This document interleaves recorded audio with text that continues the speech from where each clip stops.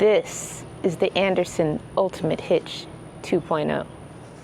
This is the Andersen Ultimate Hitch 3.0. I'm David. I'm Tanya.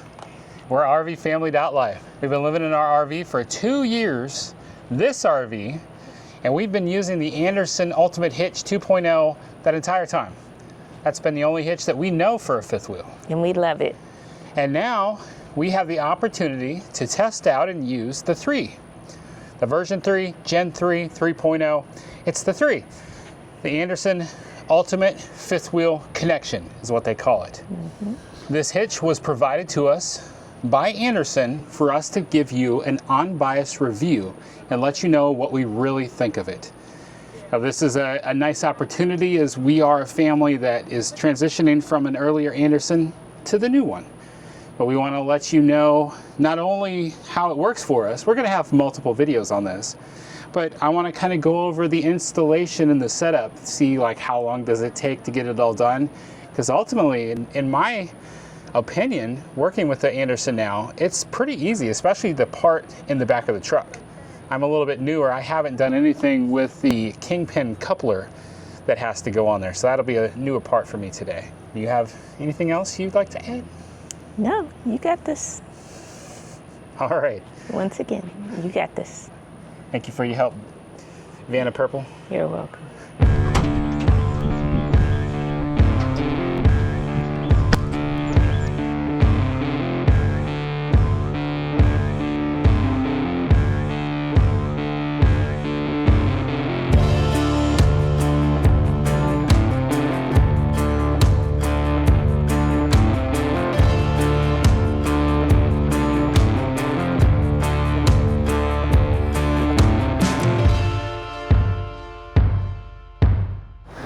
Let's get to unboxing this thing. Pretty good sized box. I knew that I would need the space in the bed when I went to pick this up, so we took out the original hitch. I'm supposed to be doing an honest review, and I thought a big part of when you buy stuff is how do they handle packaging. So far, so good. Has a few handles down on the sides, one over there, so I guess it can go kind of sideways. Interesting, it's kind of glued to that. So I'm wondering if it was supposed to lift the top off. That might have been the case. It's supposed to open it up that way.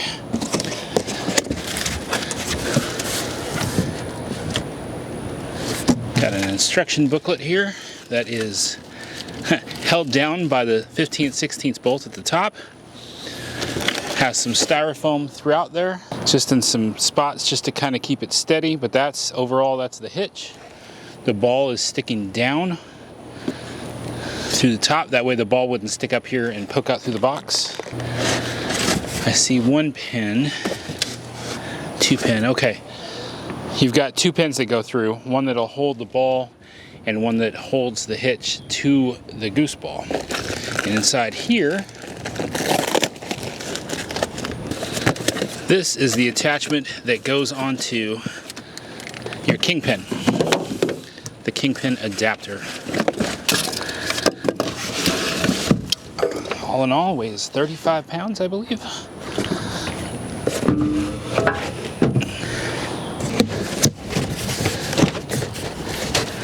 So you can see the exterior of the package. Got handles. Handles are right there on both sides, so if you need to hold it by the side like that, that's how you can hold it.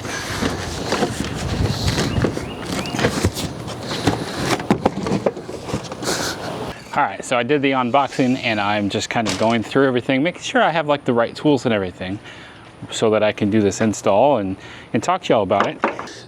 There's actually 3 holes on the side of the hitch here itself. The bottom one is just to hold it upside down. I guess you would call that storage mode if you use that bottom one. The top 2 here can allow for you to adjust. You've got that position and that position. Well, let's take a look at the old one and compare. I had it at the highest position, and that's because my gang box was making contact with my tailgate. So let's pop this out here real quick and see. Both of my pins apparently had a little too much stress on them, and it became difficult to get out. Both the one that goes on the goose ball in the bed of the truck, as well as this one.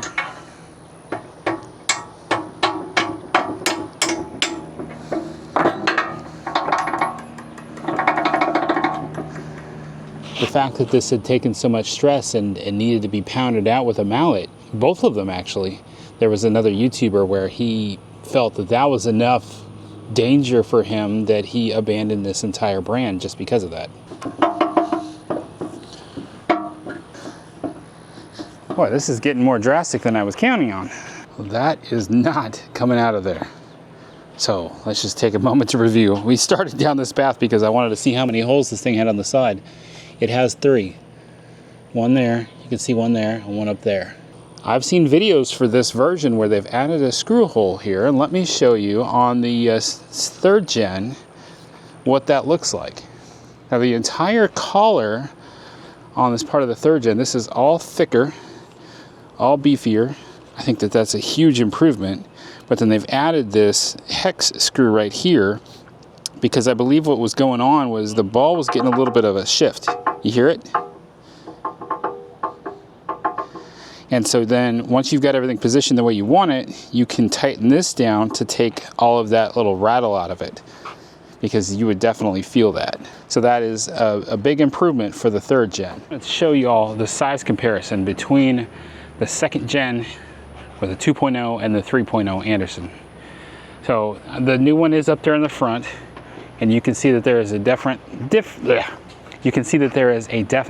difference in size. Number of inches will be gained back around the sides. Now, one of the concerns that I do have though, if you pay attention, if you watch a lot of videos, which I always recommend, when you're deciding on stuff like this, you want to watch a lot of videos to help you better build your opinion about what you're gonna do. Sometimes what happens with these is with too much torque when you're towing, they can rotate ever so slightly.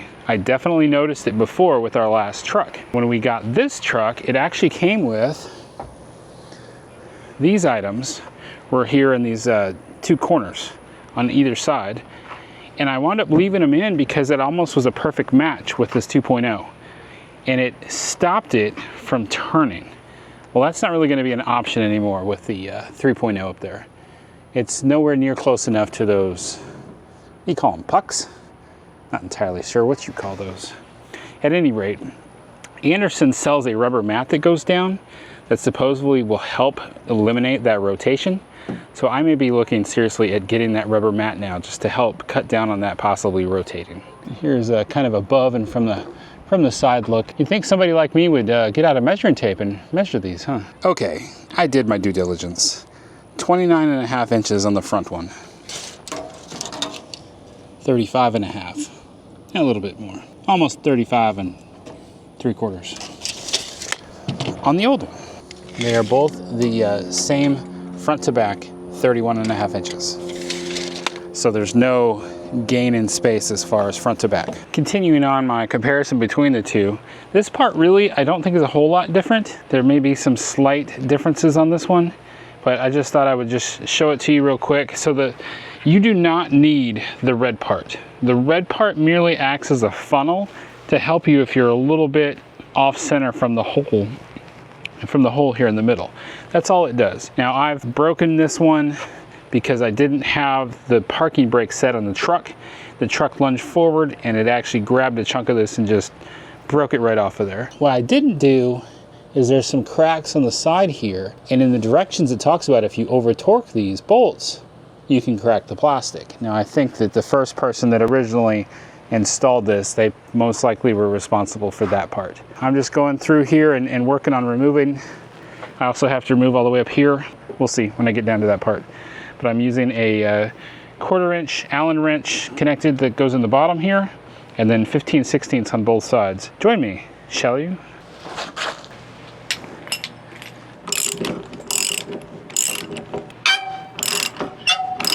Now I've never taken this off myself. This is my first time. So the core of this that goes around the Kingpin is aluminum as well.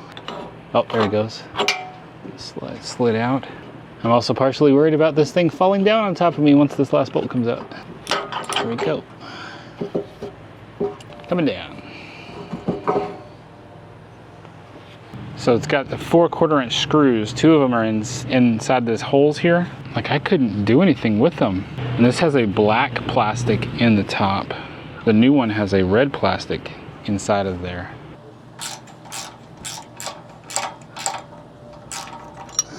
Okay, there we go. I like this nice reclined chair for having this position right here. This is pretty nice. And we are going to go in the reverse position. So putting it into the forward position like this is how we were. And that's very good if you've got a shorter bed. So we initially had a Ram 3500 Mega Cab, and by putting it in this position, what that does is it puts the nose of the RV further away from your back window. Now, we still busted a window when we went into a U-turn position, but if we had turned it around, a lot more trouble a lot sooner. Now we have an 8-foot bed. We don't have the Mega Cab, and what I want to do, I don't know if you can see from here, but I can see it. The gang box where the 7-pin connects into the Kingpin, the pin box, has made contact and got itself all mangled up with the tailgate. Turning this from here to here, what that's going to do is it's going to bring the nose in closer to the window, but it's going to move the back of the hitch further away from the tailgate. And that's really the position that we want to be in. Now, when you look at the official instructions, it's got a whole bunch of very detailed steps that you need to follow in order to make sure you're going with the right option. They want you to measure from this hole over to the front corner of your cap, and then compare that with where the ball is sitting on the hitch to the distance to the tailgate and to the window. There's a number of measurements. You definitely want to use those, because whereas I can speak to you from experience from the 2 different truck bed sizes that Ram offers, I can't speak for experience for a Chevy or a Ford. So you're going to want to make sure to measure all that accurately. After 2.5 years of having this hitch, I know what I need and where to go to keep it from falling on me. Just the one is enough to keep it up there, and I'm only referring to while you're working to keep it from falling on you. I'm really glad that I went back and looked at the instructions. You are not supposed to torque these 5-inch bolts. You're only supposed to tighten them down until the washers can no longer move freely. And that's it. That is interesting. I totally misread that. It's these Allen screws that are in the bottom that need to be at 40 foot-pounds of torque. Oh, there's one other thing I need to check. There's this little aluminum spacer that if the kingpins can vary in length. And if your kingpin is a little bit longer and you have a gap back here closer to the funnel where these screws that go through, they want you to add that aluminum spacer bar across there to make sure that it gets a nice snug fit. Right now, I would say, yeah, in the current position it's in, I might be able to get that aluminum bar in there. That is the aluminum bar. Oh, the screws that are back inside the funnel, a little hard to get to. Kind of wishing this Allen wrench bit was a little bit longer. It's like once they're in there, I feel like I'm tearing it up rather than actually doing any good. Okay, that one's good. Okay, those front 2 are good. Man, that's amazing. I expected all the pressure to be on these bolts, but that's not true at all. All the pressure that's really holding it in place are these 4 screws that go up in there. But like I said, I'm a little bit worried here. I might have to go get another 1/4-inch one and tighten it down, because I don't like this. It does not want to stay in there. I'm scared of tearing it up. So I guess that would be kind of a con into dealing with this Andersen Ultimate Hitch. These 2 screws that are 1/4-inch Allen wrench or hex that are inside the red funnel are a little bit difficult to, if you get a socket, like I might have to special order a socket that's a little longer to get the appropriate torque on there. So what I'm going to do now is go find just a regular 6-point hex 1/4-inch screwdriver and just go to town, get it tighter by hand, and I don't have any way to say that I officially got 40 foot-pounds. Unless Andersen wants to make adjustments and possibly maybe make these a little bit longer inside or adjust something so that these are easier to work with, because going through the funnel right there makes it a little difficult. Now I need to attach the locking mechanism. So that's the locking mechanism. Once you're on the ball, when you hitch up, you pull it out. There's a bar that goes through there. Push that in, and then it traps the ball in place so that your hitch won't come undone. I need my self-tapping screws that it came with. So the old one had 3/8. The new one has 8mm. Hopefully the screw part itself is going to be enough to hold it in place. Looks like the hole itself is just a little too big. A viable solution, alternative, since I already had existing holes, might be to just go and get washers and bolts and nut to replace this to hold it better in place instead of the self-tapping screws. Meanwhile, after I tighten these screws down, guess who has enough room to go in there? That's right, the aluminum bar. So that means that now the ones that I have a hard time getting in there have to come back out just so the aluminum bar can go in there. Might have to take the whole thing off just to get the aluminum bar in there. See how I put the bar? I left those screws kind of sticking up a little bit so I would know right where the bar goes. Now I can just immediately put it right back up there on the Kingpin.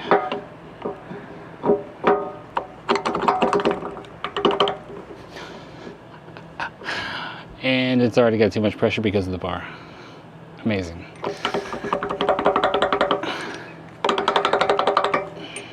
It's all right. This is a matter of doing things right. You do not want to be towing down the road and have this kind of stuff not right.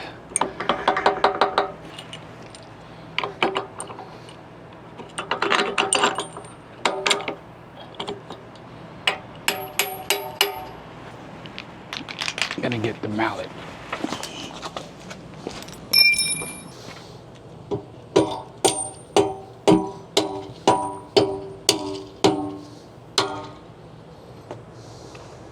Huzzah!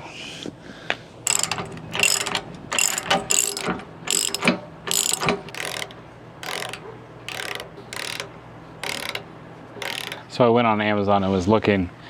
They've got these sockets like this, 3/8 drive, 1/4 inch Allen wrench, that it's longer. I mean, considerably longer. Well, it's pretty much needed to complete this. And just to be able to say that it's done right. Like when I put this in here right now, just this 1/4 inch Allen wrench and try to turn it, I mean, I can't move it any further. It's tight, but can I say that it's 40 foot-pounds tight? One thing I'm going to consider too is going back to the original screws that were used on these holes for the locking cable over here. So let me go find those and see if that is a viable option. All right, there you go. Kingpin adapter is in place. You can see the aluminum bar there closest to the funnel. Make sure to close the gap. Everything is super tight. Washers don't move. A little embarrassed of how rusty the bottom of this pin box is, but that's all right. That is how it's done. I wound up with a mix mash here. Used one of the original screws, which they had broken the top off since they were just sticking through. So the front one went through, and then the holes weren't quite lined up perfectly. So I realized that once the first one was in and tight, I could use the smaller screw in a smaller space between the two pieces of metal to hold it in. Torque and whatnot isn't as important back there, as there's not going to be any pressure. All that's doing is making sure that the locking mechanism has a place for it to firmly go. Let's go and get the hitch itself finished up inside the bed of the truck. I have to put the goose ball back into the truck, and I don't know who installed this goose ball. It came with the truck, and it was just an absolute greasy mess. I don't recall needing grease like that to put the goose ball on, so at any rate, it's the only one I've got. It's a horrible, nasty mess. It made a mess out of my fingers last time, so taking precautions right now. Let's see if I can just avoid touching this thing at all. Andersen also makes a connection here that's a solid cylinder rather than the ball that provides you more contact with their hitch, making it an overall stronger support. One hit wonder. I guess might as well leave the gloves on, huh?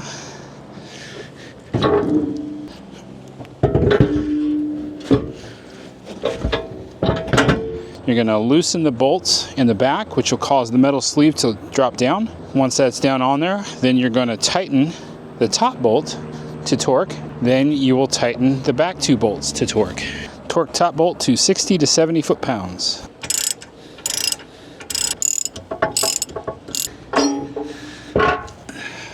It would really help if I took this pin out first. You know what? It would really help if I took the entire metal sleeve out first. That's what would help.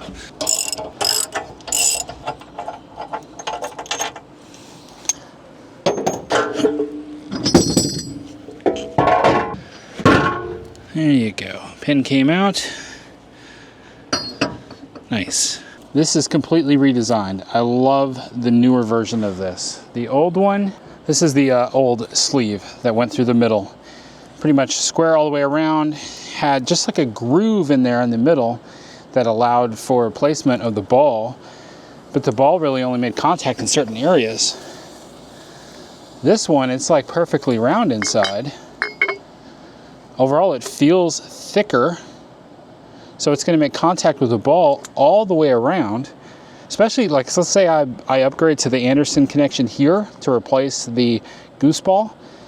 Then it would just be a solid cylinder going right inside of there, and that would be a really nice fit. I like the changes here. Now, the old pen started having problems going through here. I'm curious if a good pen would go through the old one. Yeah, nice and easy. So that tells me that this didn't bend. This pen bent. So let's see how this pen does with the new piece. Well, it goes through there. It's a little tight. A little bit of problems. When you take this, it's got some scoring marks right in here, and it doesn't want to make it through the hole. That's seen better days. It's pretty much done. Thousand Trails Lake Conroe is such a noisy, busy park. The kids love it because there's so many other kids here. But to me, it's like a city in an RV park. I don't like cities. I'd rather be in small town. All right, so to proceed from where we want to go from here, shows the markings of where those side bolts were. So that means we want the hole in the front, like so. Put the pin through and the cotter pin to secure that in place. That just keeps it from coming off the ball. When we put the screws in and tighten everything down and torque it down, that is what's going to apply all the pressure and keep it from moving.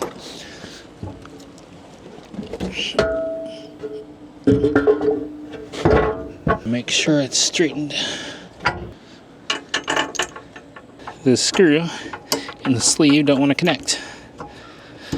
There they go. I'm going to torque that down to 70 foot-pounds.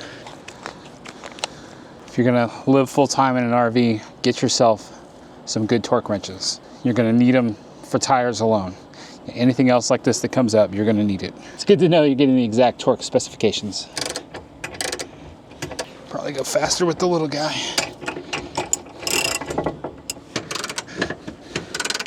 I kind of like pulling better.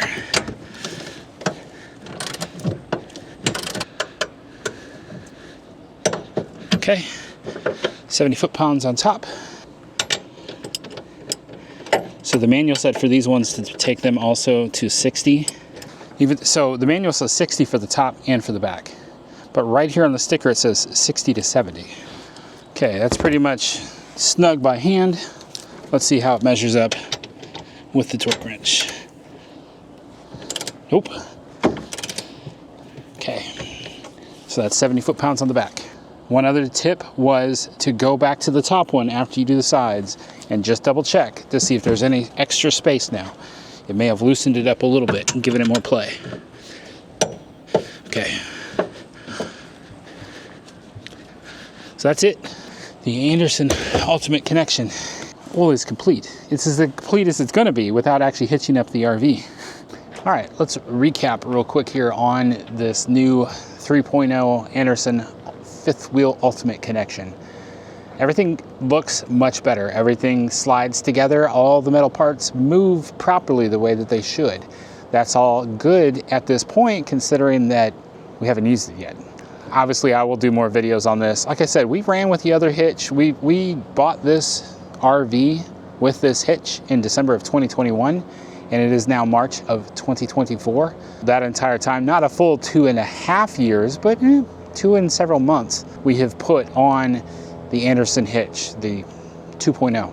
That's a good amount of time to know that we like the hitch for various different reasons. One of them being the ease of hitching up to this ball. Getting on the ball is way easier than you're probably thinking. With the funnel too. I mean, Tanya and I as a team have done a pretty good job of being able to get the truck lined up underneath the red part to be able to connect and drop the trailer down on the ball, and it goes together nice and seamlessly. One of the things that I have seen out there, I was watching a video where somebody had a slider hitch. They had unhitched at a kind of an odd angle, and they couldn't get their hitch back to the normal angle to hitch back up again, and had to completely disassemble that hitch. In doing so, I mean, it just seemed like a lot of work for a slightly odd angle. That's as steep of an angle as I would ever try with that. Now I gotta hope that this thing cranks back in place. Moving for me. Why did I do that? I knew not to do that. Man. What was I thinking? You just get tired and you do stuff. E-trailer, ironically, of course the first option is just try to move it manually. That's not happening. Second option is remove the head, loosen the pivot bolt that runs vertically. This is gonna come off. Check.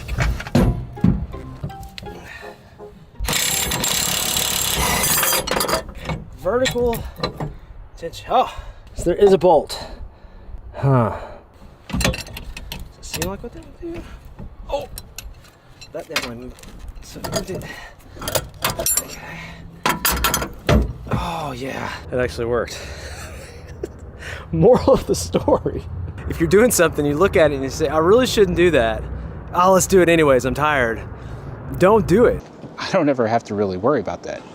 Granted, now that I have adjusted the Kingpin adapter, bringing the trailer closer to the truck, I may not still have that freedom, given that the tailgate is going to be closer to the trailer. I may have lost some of that freedom. That's something that I will have to share with you guys going forward if that's a problem. Like I said, there's going to be more videos on this. As a whole, we're pro Andersen. We got the Andersen levelers for our travel trailer. When we first started RVing, we thought, man, these things are great. We got, this trailer came with it, and then we instantly bought what we call the red buckets that we put under the leveling jacks. So we are pro Andersen. We love what they do, their customer service. I damaged 2 of the red buckets, and they sent me 2 more for free. They don't like having product out there that's bad. My contact at Andersen, when talking about him to set up this deal where I would make this review for y'all, and I was discussing how I had broken the funnel on our Andersen 2.0 Ultimate fifth wheel connection. And he said, if you contact customer support, they have a lifetime warranty. They'll send you that funnel replacement. Sweet Christmas. That sounds amazing. I want to take a moment to talk about what this is and what this is not. This is a fifth wheel hitch. I realize that they have a special name, the Andersen fifth wheel Ultimate Connection. Those words go in there somewhere in that order or another order. It's a fifth wheel hitch. It has been DOT rated as a fifth wheel hitch. It has been SAE tested to meet SAE standards. What it is not a gooseneck adapter. I have to use those words very specifically. Not a gooseneck. It's not even a quote. Gooseneck adapter. That is not a gooseneck adapter. And everybody out there that says it is, you're wrong. Dead wrong. I know why you're thinking it. because there's a goose ball that's being used to attach the fifth wheel hitch to the truck bed. Yes, that is the design that they went with. You're gonna have a goose ball, and you're gonna take a fifth wheel hitch, and you're gonna mount that fifth wheel hitch to your truck utilizing the goose ball. But there is no goose neck anywhere in this. Are we clear? Do we understand each other? I know there's gonna be some of y'all that are just gonna absolutely hate me. You're gonna come at me in the comments because you have your heart so intent on telling me I'm wrong and that this thing is trash. I've seen it, like I said, I've been rolling with this thing. I can honestly say I've been researching it for 2.5 years, because before I bought it, I knew I wanted this trailer and with this hitch before we got it, back to October 2021. So I know from all my research what I'm talking about. This is not a gooseneck adapter. Why a gooseneck adapter needs to be ruled out? Because a gooseneck adapter has the potential to provide extra stress and damage to your sidewalls and your fifth wheel. What it does is, when the swivel point, the arm or the gooseneck adapter goes all the way down to the bed, it has more leverage. How about this? Let's do this. This wrench can give me a certain amount of leverage. With this longer wrench, I can do more. I can break bolts free better with this longer arm. Well, the same thing with a gooseneck adapter. You're giving it a longer arm and more pressure is put, which then can apply pressure to your sidewalls of your fifth wheel. That's why a gooseneck adapter can be concerning. Now, some of you will say, well, I've got the Reese Goose Box. And I haven't fully researched that one. I do know, because there's been so much talk of frame failure and frame flex recently, that Reese worked with Lippert to get their gooseneck. It's not an adapter, but it works with the goose ball, where it doesn't apply that extra pressure to the sides. It's a-okay. But I have seen where somebody gets this arm looking thing that goes onto the Kingpin and then goes all the way down to the bed of the truck. That's not a good idea. That one is gonna put a lot of extra stress and pressure on your sidewalls on your fifth wheel. The other factor in why you need to know that this is not a gooseneck adapter is because people will try to insist that you need chains. You do not need chains. Per the Department of Transportation, a fifth wheel hitch does not require chains. A gooseneck does. So you see those big cargo trailers out there, or like the horse trailers, those big fifth wheel horse trailers, they all have to use chains because they're all hooking straight down to the goose ball, and the DOT requires that type of trailer to have chains. Even that Reese Goose Box has to have chains. A fifth wheel hitch does not require chains. These things are important to know. And people will get in fights in the comment section. I see it all the time. There's one photograph out there of an Andersen hitch that crumpled in an accident. It gave way. Nobody has any information or intel as to what happened in that case that caused it to happen. But there's a lot of people that will go on that, based on that photo, and say, oh, I would never. Well, I'm here to tell you, after 2 years and 3 months, 4 months, I would, and I would do it again. And here I am doing it for a second time. I have no plans to stop it. I don't have a problem. I'm gonna keep on rolling. As I stated earlier in the video, Andersen did provide us with this hitch to test it out so that we could provide you with some unbiased opinions about this hitch, the coupler, all the parts of it, just to give you an unbiased review. They did not pay us to make this video. That is a key critical point, because sometimes sponsors will pay YouTubers to make a video and talk about stuff. In this case, we have not been paid. All they did was provide us the hitch in exchange for at least 2 video reviews. I'm pretty sure you're gonna hear me talk about this hitch more than 2 times. But we'll have 2 dedicated videos. We'll probably revisit it after a few months, make sure everything's still going smoothly. We're an Andersen family. We love Andersen products. All right, y'all, I'm gonna get out of here. This is taking up most of my day. It probably took most of my day because I was trying to figure out what to film, how to film it, what angle to film it, and what to say to you. That takes up more time than just doing the work. Sun's going down on me and I'm ready to go inside and see what's to eat. Thanks again for watching our video. I don't have any links to buy the Andersen. Maybe I'll dig down, maybe I'll find an Amazon link for you and drop it down in the description. I don't even have an affiliate anything for this. If you buy it, great. I don't get any kickbacks really, unless you buy it through the Amazon. I do have an Amazon affiliate thing. If you click any of those links down below, it actually helps us out a little bit. We would appreciate that. Thank you for that.